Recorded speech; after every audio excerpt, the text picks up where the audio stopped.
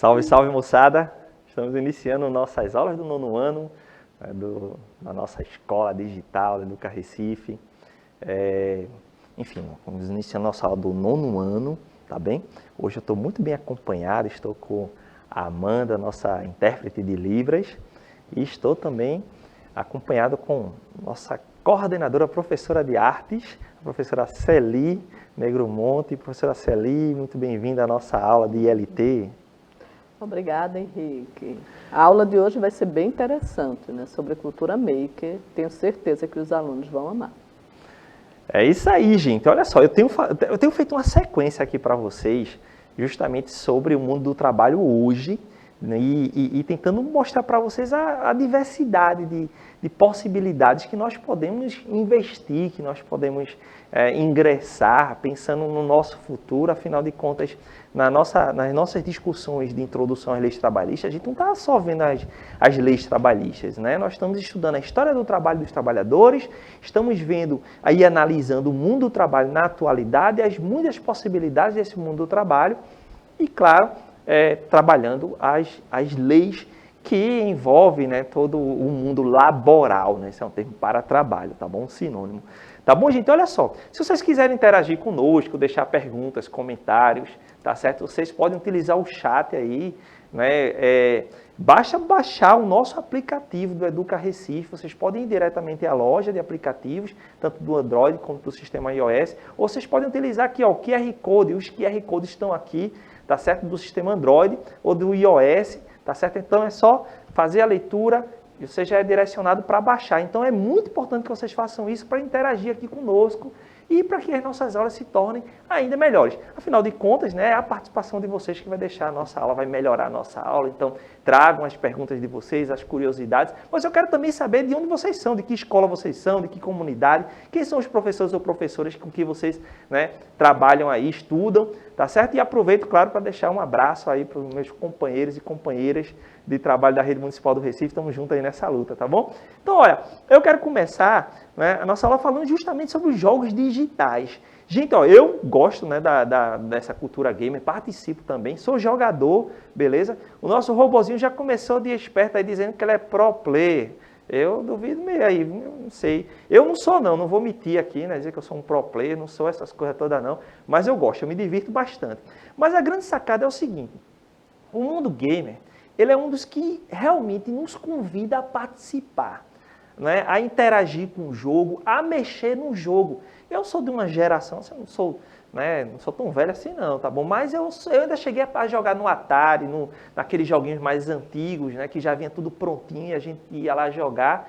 E tenho percebido cada vez mais a possibilidade não apenas de estar interagindo, de mudando a história, mas também construindo o jogo. Desse modo, atualmente é importante a gente perceber, né, que existem já algumas plataformas, a gente pode colocar o nome desses jogos aqui, mas, por exemplo, veja as crianças hoje participando de uma plataforma a qual você constrói modos de jogo. Você constrói os personagens, quer dizer, você não só está jogando, como você está montando a estrutura que vai, não é, que você vai se divertir, que você vai jogar. Então isso é muito importante porque chama a atenção da gente para um cenário em que cada vez mais nós somos convidados a fazer as coisas, a montar, a usar a nossa criatividade, a nossa autonomia, sabe? É realmente um grande convite para que você mostre o que você sabe. Ah, eu sei desenhar, eu sei programar, eu tenho ideias ali de como fazer uma sequência de jogos. Então, isso é muito bacana. Então, eu quero saber de você, se você já participou, já construiu alguma coisa no jogo, se você já montou um personagem, se você já construiu um modo específico de jogo, se o pessoal está curtindo. Então, se vocês estiverem aí conosco no chat, então mandem aí a informação, né, do que vocês gostam de jogar e se vocês já participaram dessa possibilidade, né, de construir o seu material de jogo. Então, o que eu notei aí foi justamente isso, né? Atualmente os jogadores podem promover edições, alterações nas histórias e até criar modos de jogo em plataformas livres. Então, nós estamos sendo incentivados a isso. Além disso, também eu tenho observado que cada vez mais as crianças, os jovens, né, têm produzido os seus brinquedos. Então, Então, lembro quando eu era criança, né, a gente, né, fazia alguns brinquedos justamente por não ter muito a possibilidade de comprar, enfim, alguns brinquedos mais caros. Então, a gente fazia desde os carrinhos, que era puxado com aquelas latas de, né, enfim, de leite e outros tantos brinquedos. Então, era muito bacana a gente fazer isso e parece que essa prática está voltando, né? Então, a ideia de você ser convidado a construir seu próprio brinquedo, seu próprio joguinho. Então, eu tenho crianças e meus filhos, eles costumam fazer isso. Então, atualmente está a maior moda de fazer os chamados fidget toys, né? Que está na moda aí, são brinquedos para relaxar e tal, mas eles gostam de fabricar o brinquedo deles. Então, isso tem muito a ver com essa tendência que certamente vai ganhar o mundo do trabalho, o qual você está sendo convidado a usar ali, né, tudo que você sabe, né, a sua habilidade. Todos nós temos habilidades, são habilidades diferentes, né, professora Celi? Acho que é uma questão importante a gente perceber isso.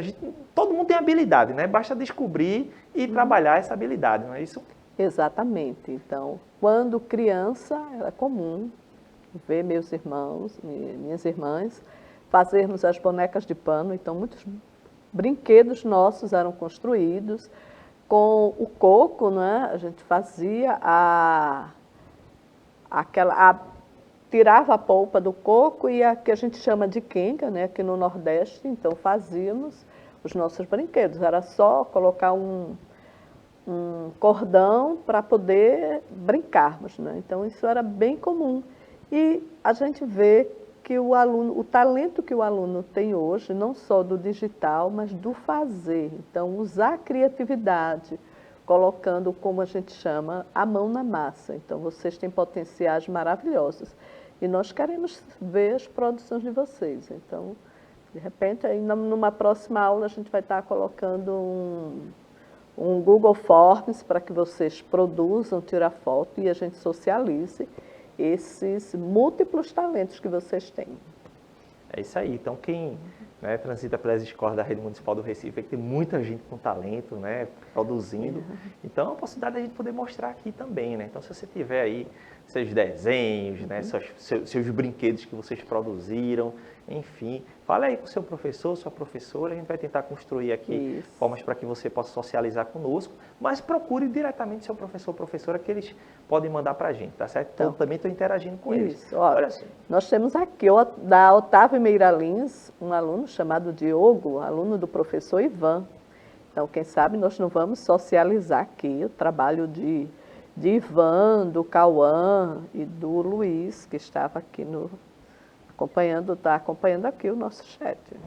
Olha que legal. Otávio Meiralins foi a minha escola, Celi. Então, a escola do ainda coração. É a minha escola do coração, né? Vai ser sempre isso. Então, grande beijo aí para todo mundo da Otávio Meiralins. Estamos juntos, beleza? Então, ó, o nosso objetivo de hoje é justamente estudar a cultura maker e também, né, vamos avançar para discutir também o empreendedorismo, pensando nos caminhos e problemas para o mundo do trabalho na atualidade e também pensando no futuro, que é onde todos nós vamos nos inserindo aí no mercado de trabalho, beleza? Olha, aí eu falei sobre cultura maker. O nosso robozinho, eu preciso saber mais sobre isso, e ele já está perguntando, professor, o que danada é cultura maker? Olha, quando eu ouvi esse termo, eu também fiquei muito curioso. O que seria cultura maker? E aí, gente, nós fomos visitar, eu e a professora Celi, que está aqui conosco, a gente foi visitar um lugar muito bacana aqui no Recife, né, que é um laboratório maker, tá? Que é o Fab Lab, que está lá na Rua da Moeda. Então, é um lugar que, inclusive, vocês podem visitar também, né? Basta, né, pesquisar lá, pega um telefone e agendem, e vocês podem conhecer um pouquinho mais, tá? Então, eu conversei lá com o Peu, né? Das pessoas que trabalham no Fab Lab, enfim, que trabalham no Laboratório Maker e que faz um trabalho muito bacana e que explicou para nós. Então, vamos acompanhar agora, né, a nossa visita ao Laboratório Maker, tá bom? Confere aí.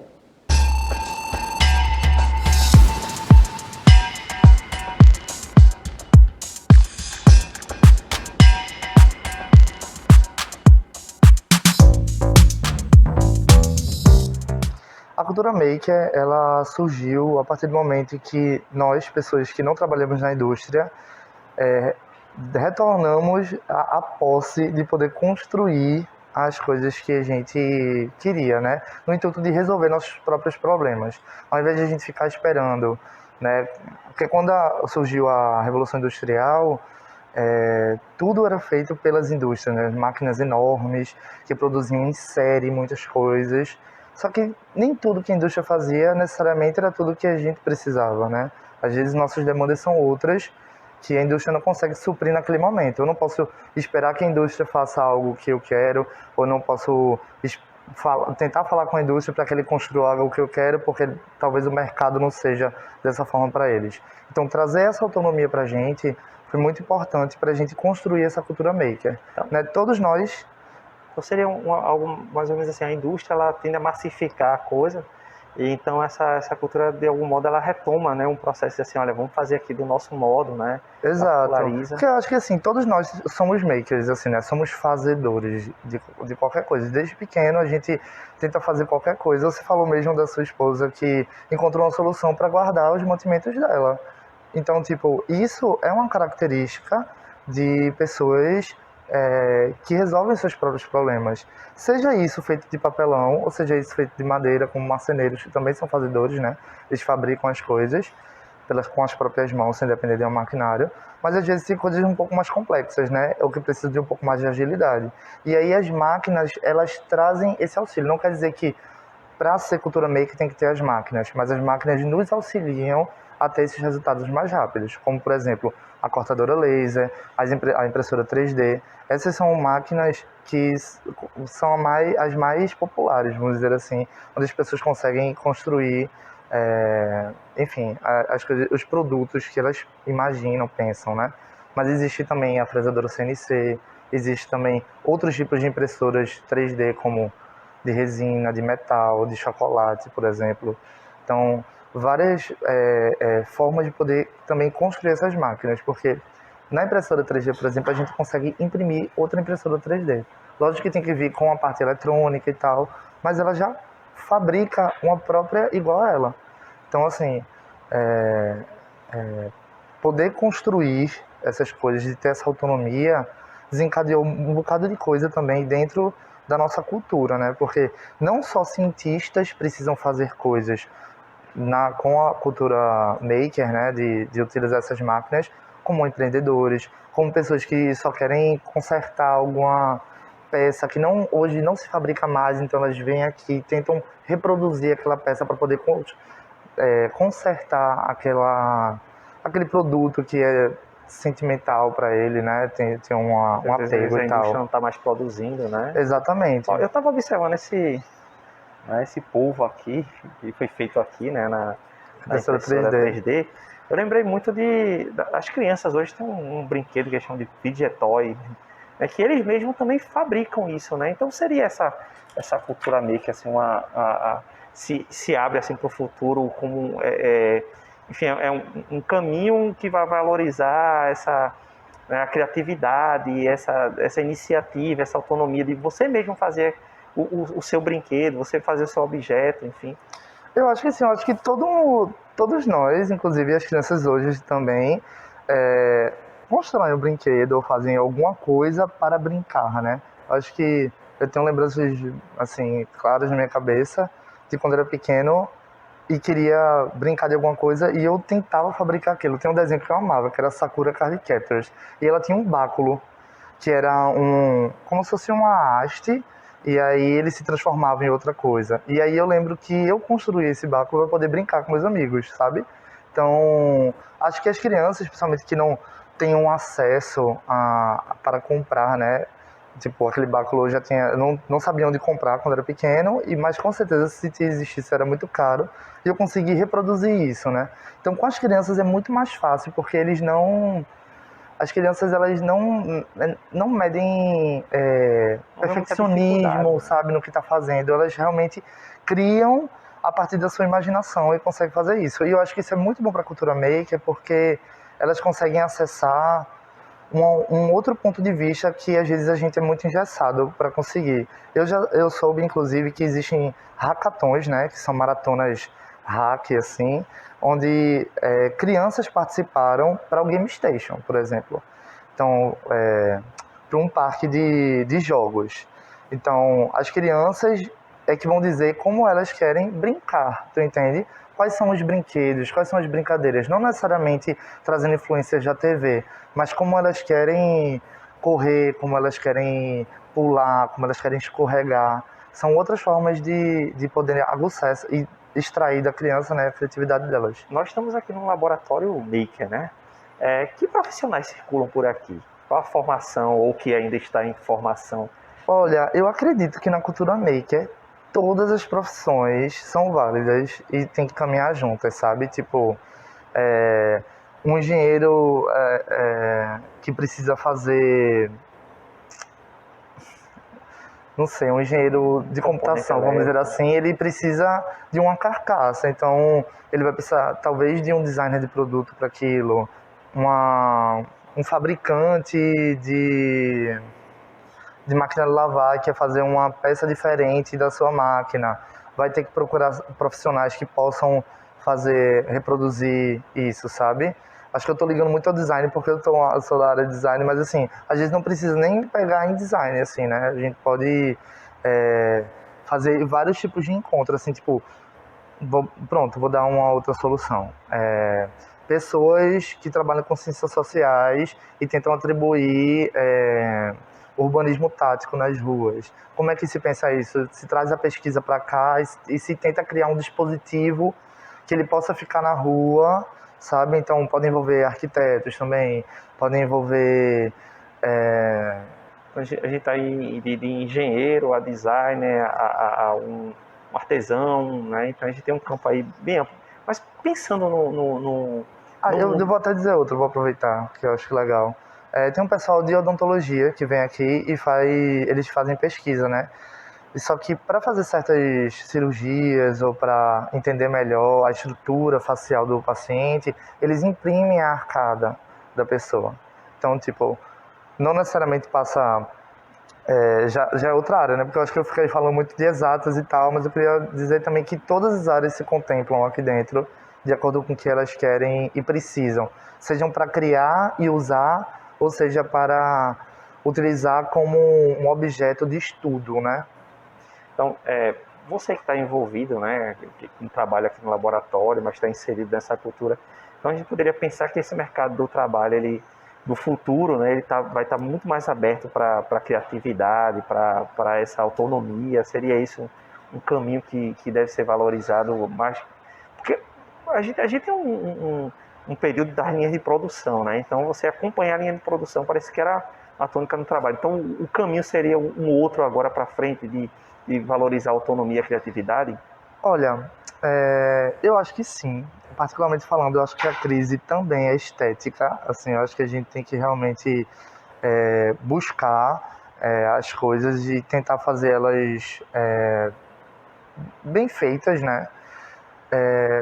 Acho que o principal disso, principalmente de acordo com a cultura maker, trazendo essa autonomia pra gente, é que a gente pode construir as coisas que a gente gostaria de que as outras pessoas utilizassem. Por exemplo, às vezes a gente revende algo que a indústria faz.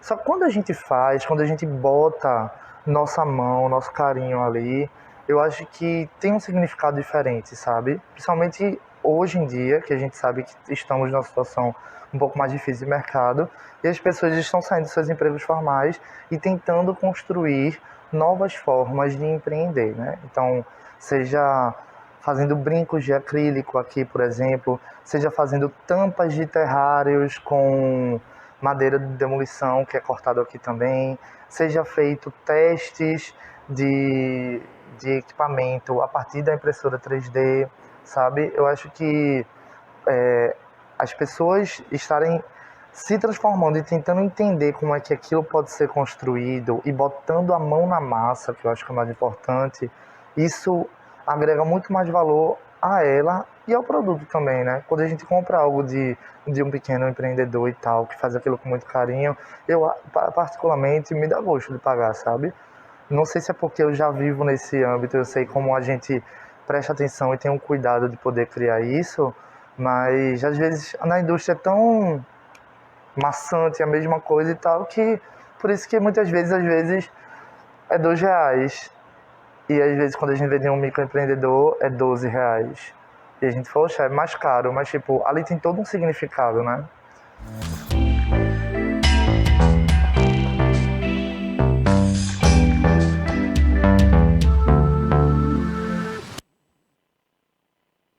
É isso aí, gente. Então, vocês conheceram um pouco dessa cultura maker, né? Através dessa conversa com o Peu. Eu agradeço muito por ter nos recebido lá no Fab Lab. Foi muito bacana conhecer o trabalho que realizam lá. Então, se vocês se interessarem, vocês podem também visitar. Fica lá na Rua da Moeda.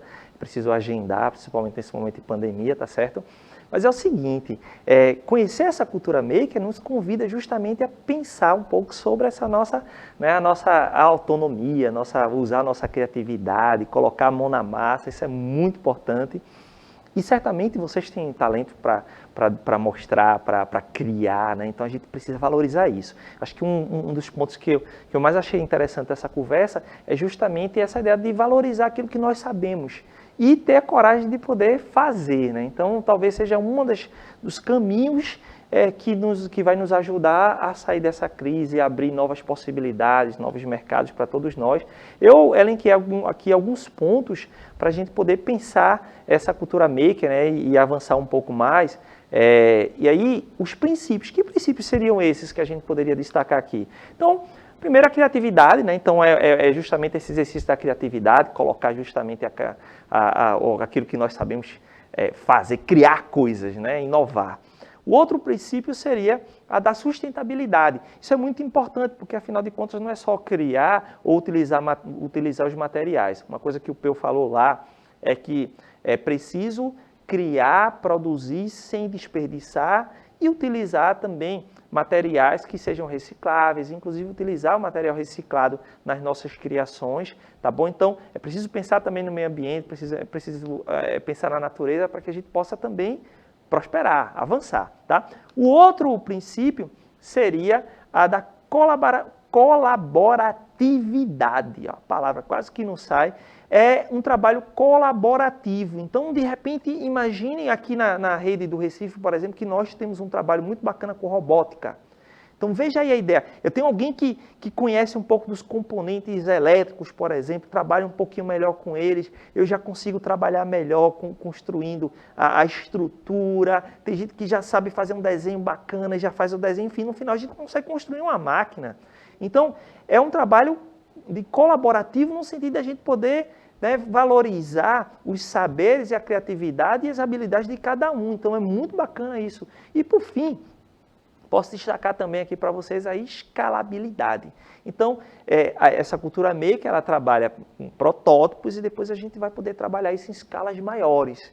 Então, por isso, um aspecto dessa cultura maker é eu poder reproduzir, né, todas as coisas do mundo. É interessante que o Peu falou que, por exemplo, uma impressora 3D, ela consegue até se imprimir uma outra impressora 3D, né? Precisa dos componentes elétricos e tal, mas quer dizer, a gente pode fazer esses protótipos, depois pensar em escalas diferentes, utilizando os nossos saberes. Então, por isso, quando a gente está nas nossas aulas, né, as nossas aulas de artes, que daqui a pouco está chegando aqui, então a gente vai utilizar nossas habilidades, as de matemática e os outros componentes que são todos importantes para a gente juntar ali esses saberes e poder produzir, poder criar, tá bom? Então, esse seria esse aspecto da cultura maker, né? Então, eu espero que vocês tenham gostado de saber um pouco mais sobre essa cultura maker e a gente vai continuar discutindo. Mas aí, para finalizar, eu vou trazer aqui uma pequena reflexão sobre o empreendedorismo, que é um outro elemento que está associado também a essa possibilidade de criar. Você já deve ter ouvido falar bastante dessa palavra empreendedorismo. Nós vamos voltar a discutir aqui em nossas aulas esse empreendedorismo. Mas antes, professora Celi, o pessoal que está interagindo conosco aí. O Luiz Miguel, da Escola Divino Espírito Santo, né? E o Cauã também, acredito que dessa escola. E uma coisa bem bacana, Henrique, que nós já fizemos, eu trabalhei acompanhando a Escola Hugo Gerdau, e nós fizemos um trabalho lá onde os alunos desenharam a medalha. Eu trabalhava com o Clube de Robótica, eles desenharam a própria medalha, fomos no laboratório desse maker e eles viram a transformação desse desenho se materializar numa medalha, lá numa plaquinha de acrílico. Depois do concurso de robótica, eles mesmos foram presenteados com a medalha. É isso aí. Então nós temos essas iniciativas, né, que valorizam o saber de Isso. vocês, o fazer de vocês, tá bom? Olha, e aí nós entramos nessa questão do empreendedorismo porque, né, está associado. Eu crio, eu invento, eu inovo e com isso eu posso aproveitar, né, tudo aquilo que eu sei. Então, para conceituar direitinho para vocês, então nós temos, por empreendedorismo, podemos compreender a capacidade de inovar, de perceber a realidade, criar coisas novas e realizar. Né? Também pode ser visto como um desejo de se tornar independente. Então, é criar, é ter minha independência, é inclusive comercializar isso. Então, a partir do momento que eu estou empreendendo, quer dizer, eu tenho uma ideia, nasceu uma ideia, eu vou criar e vou lançar no mercado. Eu vou, enfim, resolver, trazer soluções para problemas que eu observo aqui no cotidiano. O nosso robozinho está pedindo um exemplo. Eu vou trazer um exemplo porque a gente vai continuar discutindo esse tema, tá? Então, nós temos aqui o caso das meninas que desenvolveram um aplicativo para conectar pequenos estabelecimentos comerciais. Então, elas dominavam essa tecnologia dos aplicativos e aí elas desenvolveram porque no bairro delas, elas perceberam que tem uma série de pequenos estabelecimentos comerciais vendendo lanche, almoço, mercadinhos e tal, mas que não conseguiam vender online, as pessoas não tinham como chegar até eles. Então, elas criaram um aplicativo e, com isso, conseguiram integrar, né, as atividades comerciais do bairro em que elas viviam.